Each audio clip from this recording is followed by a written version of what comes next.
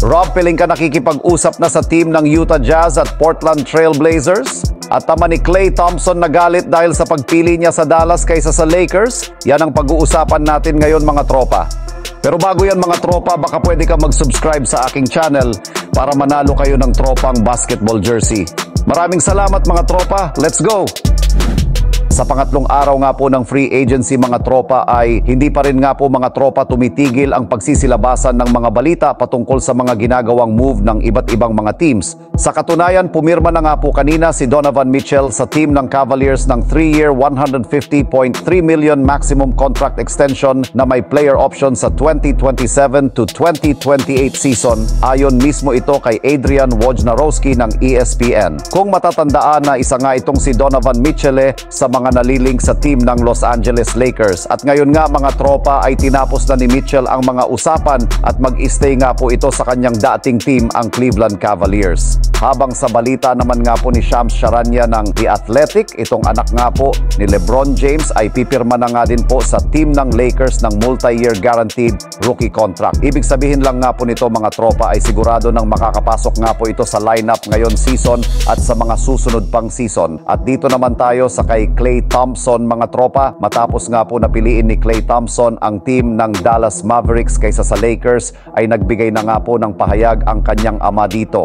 Ayon nga po mismo kay Michael Thompson sa isang interview kanina, hindi nga daw po siya masaya sa pagpili ni Klay sa Dallas kaysa sa kanyang dating team na Los Angeles Lakers. At inaasahan niya nga daw po na pipiliin ni Klay ang Lakers at dito na mismo mag-retired.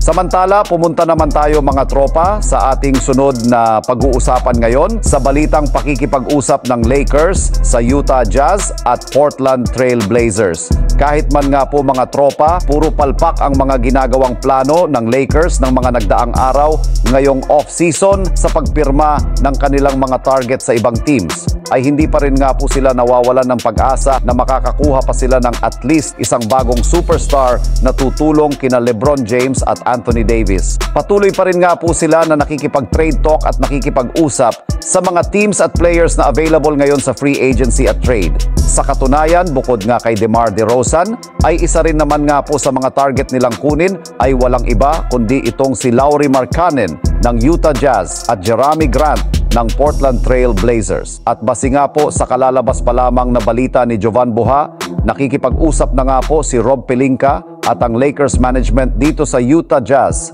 at Portland Trail Blazers para sa kanilang gagawing trade. At inaasahan nga po na bago matapos ang araw ay makakagawa na nga po sila ng move sa kanilang mga teams. Ibig sabihin nga po nito mga tropa ay posible na nga po makagawa ang Los Angeles Lakers ng trade sa alinman sa dalawang teams na ito. Kaya aantayin na lamang natin nga po mga tropa kung sino nga po ang makukuha ng Lakers dito kay Lauri Markkanen at Jerami Grant na sigurado nga po na makakapagpalakas sa team ng Los Angeles Lakers next season. Kayo ba mga tropa? Sino ba ang gusto nyo makuha ng Lakers? Pakikomento naman sa ating comment section.